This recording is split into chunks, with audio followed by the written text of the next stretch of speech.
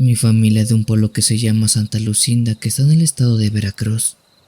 A mi familia le pasan seguido cosas bien extrañas y esta es una de las varias historias que se cuentan. En específico, esto le pasó a mi tío Ulises, quien por mucho tiempo se ha dedicado a la construcción. Mi tío ha trabajado como albañil desde que era muy joven, siendo que esto le pasó por ahí de finales de los años 90 o principios de los años 2000. Por ese tiempo lo contrataron para trabajar en una obra de un edificio muy grande que estaba a las afueras del pueblo que estaba en crecimiento. Mi tío dice que el edificio iba a ser un hotel de 6 pisos, con columnas gruesas, planchas de cemento amplias y un estacionamiento subterráneo donde todavía olía a humedad, a tierra mojada y a fierro recién cortado. Lo curioso es que, a pesar de ser una obra muy grande, solamente tenía un velador, uno para cuidarlo toda la noche. El velador, según recuerda mi tío, se llamaba Armando.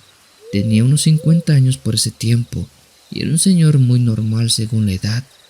Sin embargo, los albañiles decían que el dueño era muy codo y que por eso no quería contratar más veladores para no pagar a más gente. Pero la verdad que descubrió mi tío era mucho más oscura que la simple tacañería de un patrón. Una noche mi tío Ulises se quedó terminando unos pendientes porque al día siguiente tendría inspección y él no quería llevarse una regañada ya que el patrón era muy enojón y podía despedirlo, algo que por ese entonces no podía permitirse, claro. Como no quería que lo vieran quedarse tarde, no le dijo a nadie y siguió trabajando calladito hasta que se hizo casi las 9 de la noche que terminó todo. Una vez que terminó sus cosas, mi tío Ulises guardó sus herramientas, apagó la luz del cuarto donde estaba y empezó a bajar las escaleras con la intención de salir sin que el velador lo viera. Decía que en ese momento el edificio se sentía distinto, pues al no ver gente todo estaba en silencio y eso lo ponía más alerta ya que cualquier mínimo ruido podía llamar la atención del velador.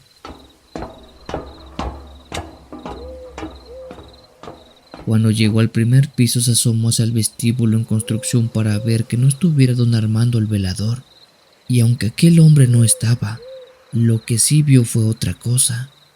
Dice mi tío que justo al fondo, junto al enorme ventanal que daba hacia la calle oscura, estaba un perro gigantesco, completamente negro.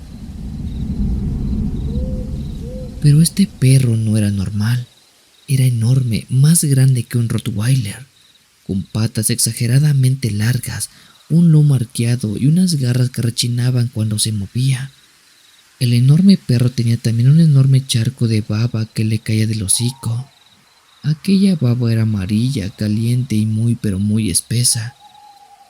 El perro, a pesar de verse muy agresivo, solamente estaba ahí parado, sin hacer nada, solo viendo la calle y nada más. Cuando mi tío vio eso, sintió que la sangre se le helaba porque ese perro no pertenecía ahí. En todo ese tiempo él jamás vio algo así en la construcción. Es más, ningún perro de la calle se veía así, y además parecía entender lo que estaba observando, como si supiera que mi tío Ulises estaba escondido detrás de las columnas. Mi tío quiso retroceder, pero apenas se movió un centímetro, el perro soltó un gruñido que vibró el pecho, un ruido grave que no sonó como el de un animal, sino como de algo más raro, como si una persona estuviera atrapada dentro de un enorme disfraz. Mi tío se quedó congelado sin saber qué hacer porque creyó que el perro lo había visto y seguramente lo iba a atacar. Sin embargo, en ese momento el perro comenzó a retorcerse. Dice que el animal se arqueaba, se golpeaba contra el piso, sacudía el cuerpo como si lo estuvieran rompiendo por dentro.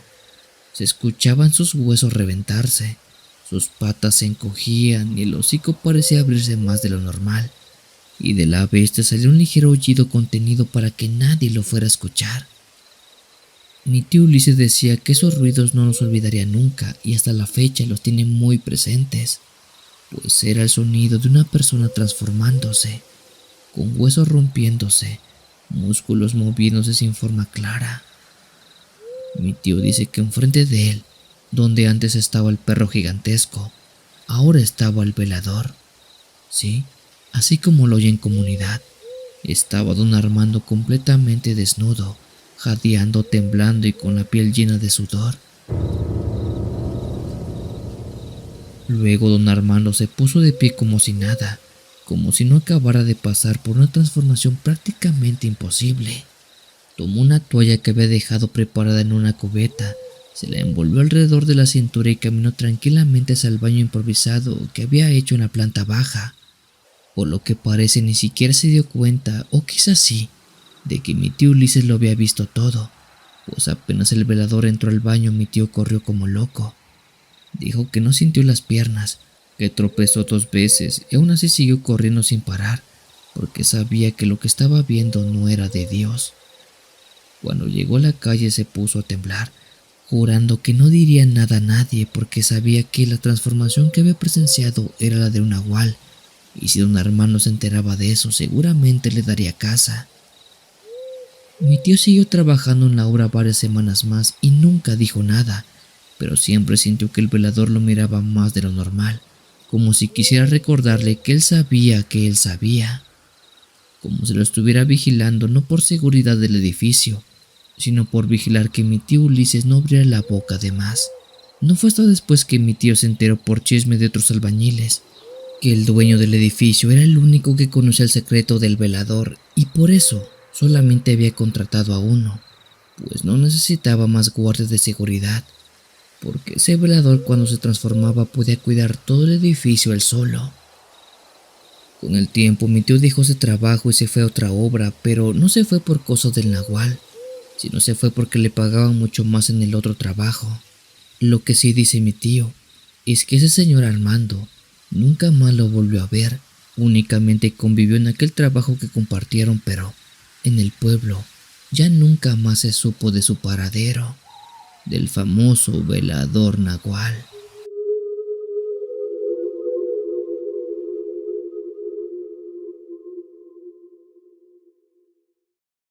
Si los relatos te están gustando, te invito a dejarnos un like y suscribirte a esta gran familia de lo paranormal. Continuamos.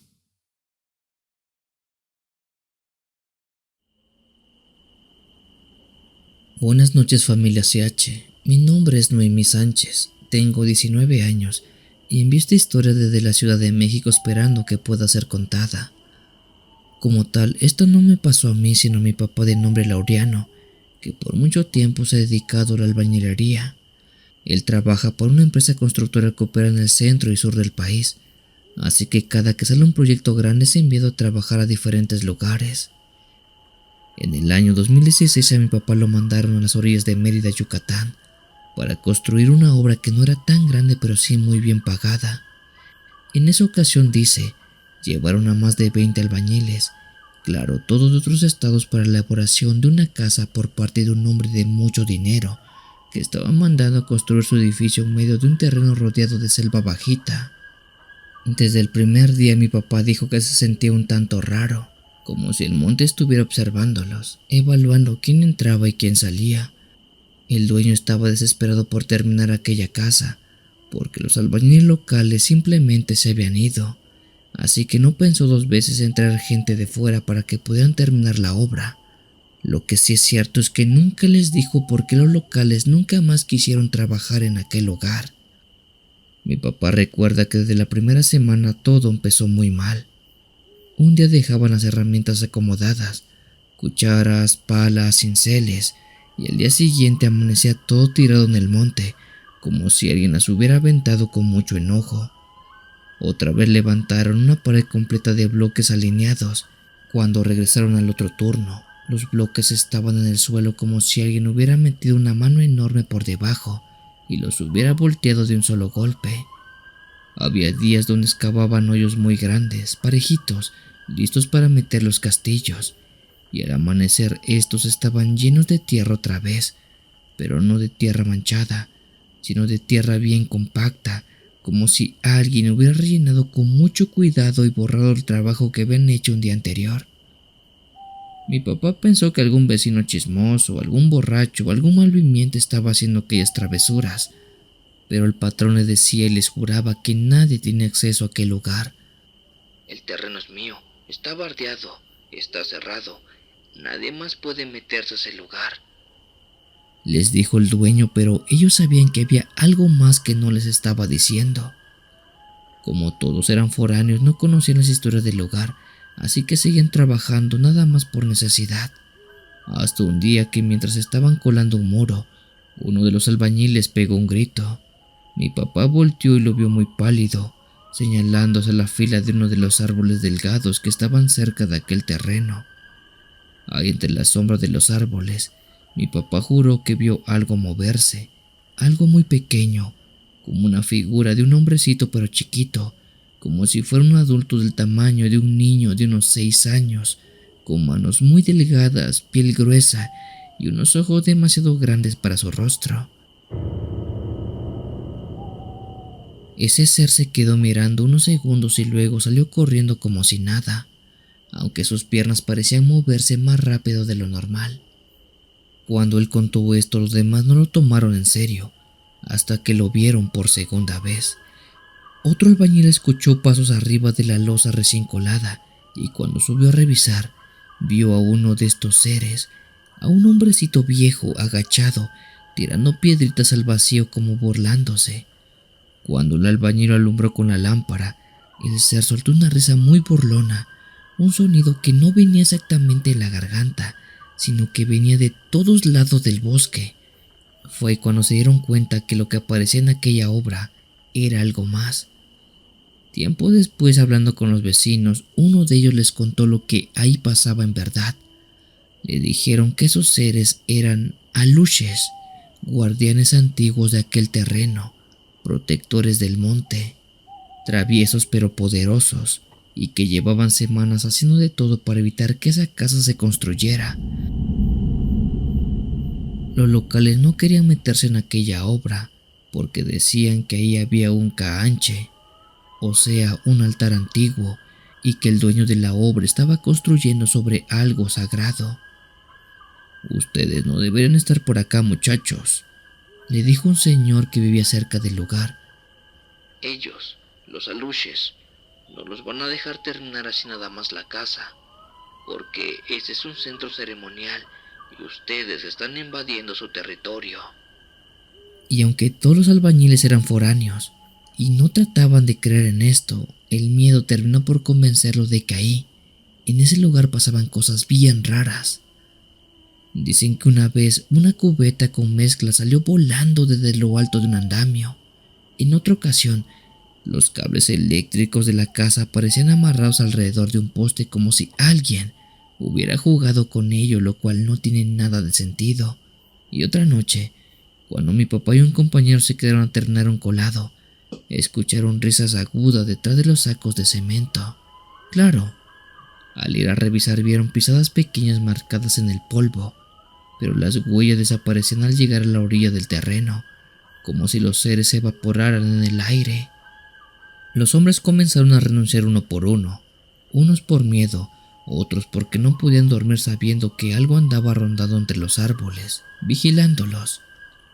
Mi papá fue de los últimos en irse, más por necesidad que por valentía, pero incluso reconoció que había noches donde sentía que alguien se le paraba por detrás cuando estaba trabajando y le respiraba en la nuca. El patrón intentó convencerlos, les ofreció dinero extra, prometía que todo iba a calmarse, pero nadie quiso quedarse. Fue entonces que les confesó que era cierto, que los albañiles locales habían empezado la construcción, pero al presenciar todo esto también habían abandonado la obra, pues los aluches no querían que una casa se hiciera ahí.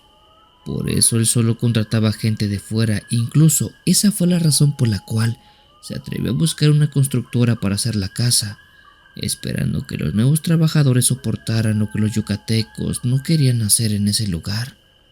Mi papá dice que nunca más ha vuelto a Mérida después de eso, y que cada vez que escucha hablar de los aluches se queda callado, como recordando aquello que vivió en ese lugar.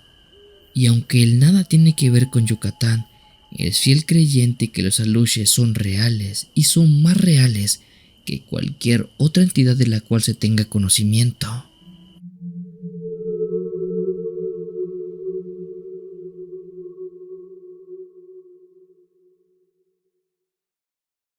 Te recuerdo que tenemos videos diarios y en vivos todas las noches de los días miércoles y sábados. Muchas gracias por tu apoyo. Continuamos.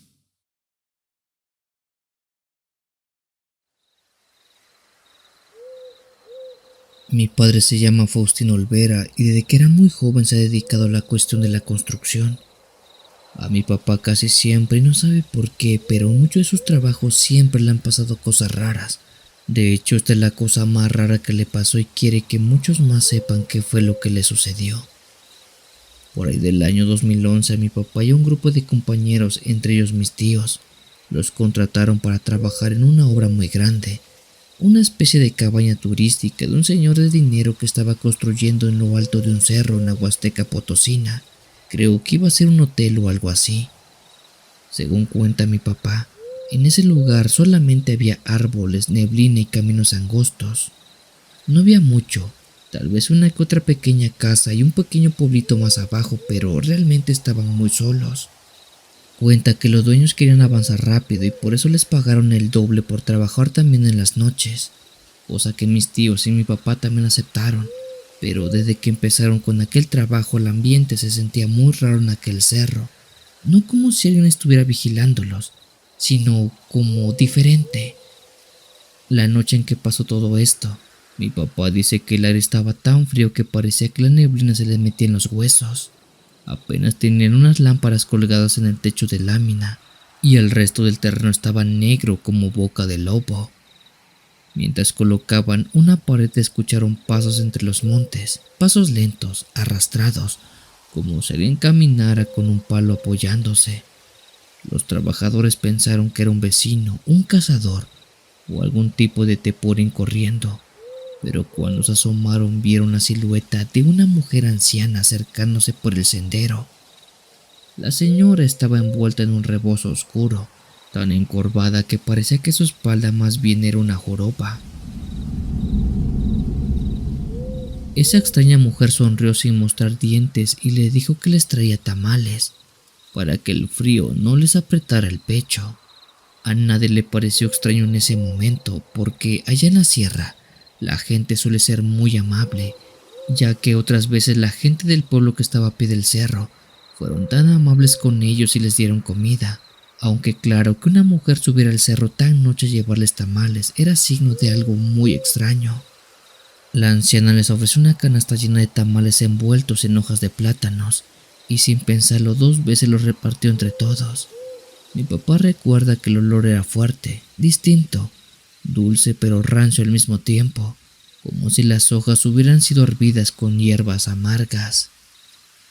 Los albañiles comieron porque no querían ser groseros, aunque algo dentro de mi papá le decía que no deberían de hacerlo. Uno de los compañeros, llamado Toño, dijo que los tamales sabían raros, amargos, como si tuvieran carne podrida, pero ya era tarde, todos habían probado al menos uno de ellos. La anciana se quedó un momento mirándolos comer, sonriendo como si disfrutara verlos. Luego se fue caminando hacia el monte, donde la neblina la envolvió tan rápido que parecía haber desaparecido a propósito. Los hombres siguieron trabajando unas horas más, pero al poco tiempo comenzaron a sentirse mal. Primero dolor de estómago, luego náuseas, mareos y debilidad tan fuerte que casi no podían levantar las herramientas. Algunos comenzaron a vomitar ahí mismo en la tierra, otros se quedaron tirados en la losa sudando frío. Mi papá ajustó el cinturón porque sentía que el estómago le latía como si hubiera un animal dentro de él. Al amanecer, cuando ya no soportaron el dolor, decidieron bajar todos juntos al pueblo para buscar ayuda y de paso reclamar a la anciana por lo que les había dado de comer.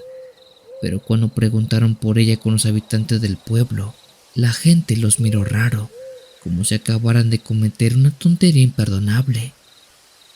Una señora mayor, la primera que les habló, les dijo que esa anciana, esa mujer, era una bruja y se le conocía como la bruja del cerro. Mi papá sintió que la sangre se le iba a los pies cuando escuchó eso. La mujer del pueblo continuó contando que desde hace muchos años, por aquel lugar, se apareció una bruja que engañaba a la gente que subía a trabajar o caminar en el cerro, que hace tiempo les ofrecía dulces, luego fruta, luego tamales, y que siempre los que aceptaban algo acababan enfermos, perdidos o sin vida. Según se cuenta, la mujer se alimentaba del miedo y por eso le dio esa comida para debilitarlos y que no volvieran a subir al cerro. Pero mi papá y los demás albañiles no creyeron en un principio. Incluso otros albañiles quisieron regresar a buscar a la bruja, pero los vecinos le dijeron que mejor no lo hicieran, porque podía ser mortal si la encontraban. Si la buscan, ella los va a encontrar primero. Les dijeron, y con la cara seria agregaron que por algo ningún habitante de ese lugar sube al cerro en las noches y mucho menos se pone a construir algo en aquel sitio, pues todo ese cerro se le conoce como el Cerro de las Brujas, y ellos se encontraron con una de las más poderosas que, por suerte, solamente los envenenó y no se los llevó consigo. Mi papá con el tiempo dejó esa obra. Dice que prefirió renunciar porque le daba mucho miedo que otra vez esa mujer apareciera ahí de la nada y que esta vez no fuera tan amistosa, que esta vez les hiciera daño como se mencionaba mucho en el pueblo. Mi padre y mis tíos dicen que no saben qué pasó con esa obra, si es que se terminó o no. La cosa es que la cabaña que era para hotel sigue ahí, pero quién sabe en qué condiciones. Y lo mejor es nunca saberlo.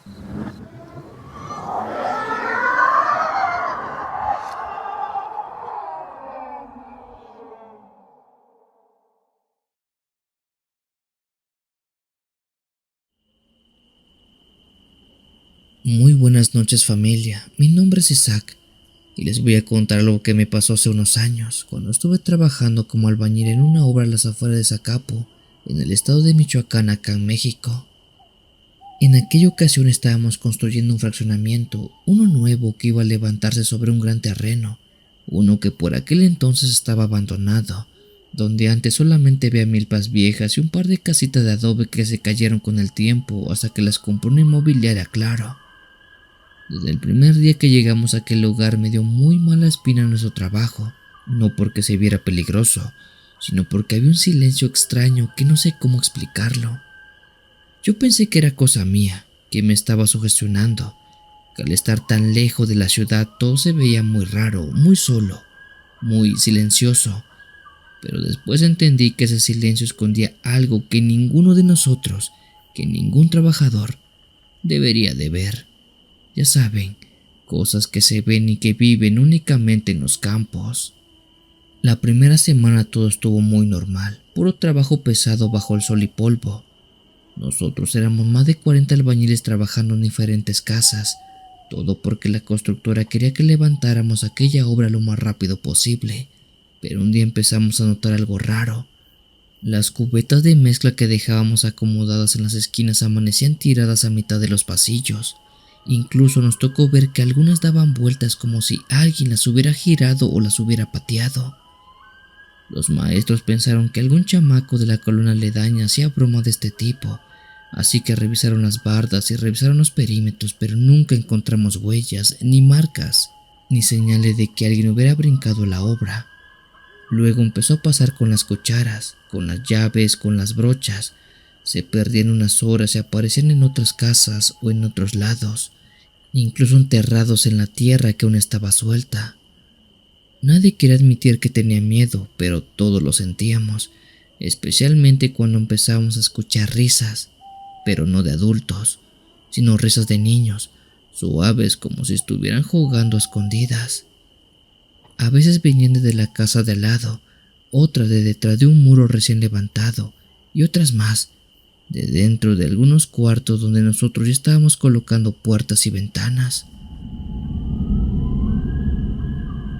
Escuché clarito el sonido de alguien pateando una cubeta detrás de mí. Pensé que era uno de los trabajadores nuevos, pero cuando volteé no había nadie. La cubeta rodó sola, lentamente, hasta detenerse justamente frente a mí, y ahí sentí como se me chinaba todo el cuerpo. Las cosas se pusieron peor cuando empezamos a ver sombras chiquitas corriendo entre los castillos. Un compañero llamado Jair juró haber visto a dos niños correr muy cerca de una casa, pero cuando lo siguió nada más no vio nada. Solo encontró polvo y todo totalmente vacío como si nadie hubiera estado ahí. Otra vez mientras trabajábamos en la loza de la casa número 14, escuchamos unos golpes constantes.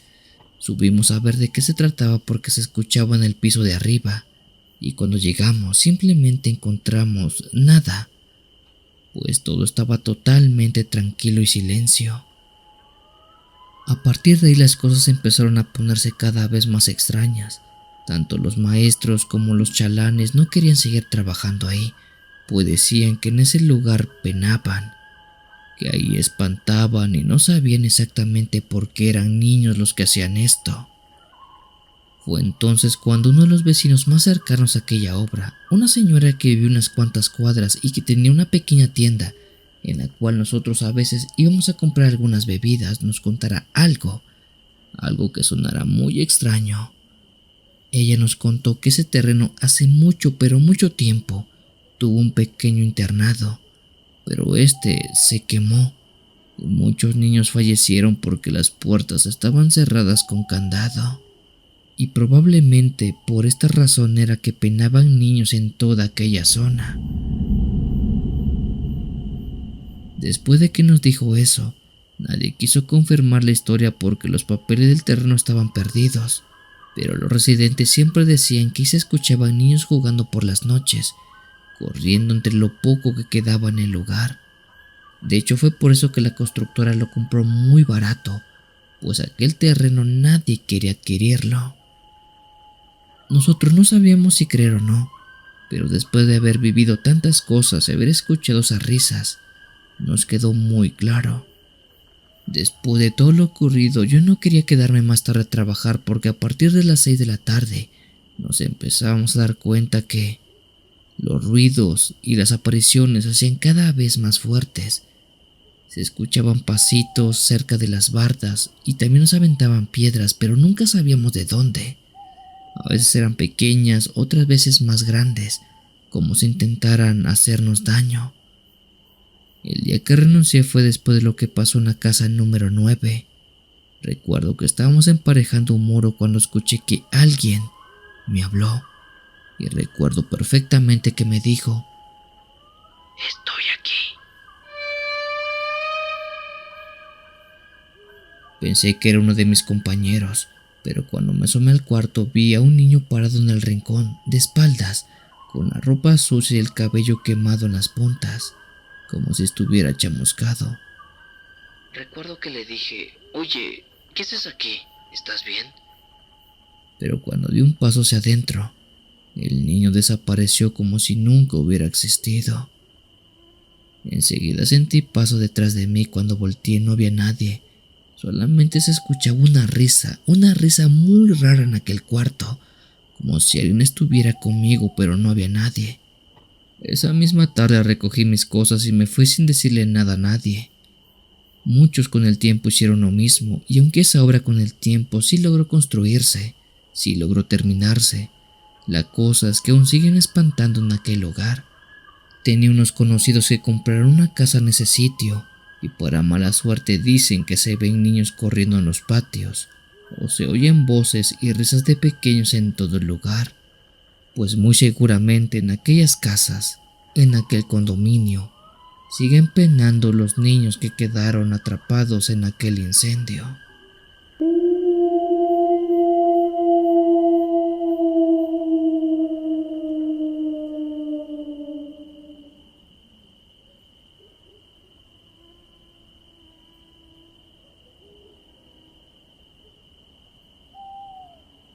Si tienes alguna historia que desees compartir con esta agradable comunidad, te invito a enviarla, ya sea por correo o la página de Facebook.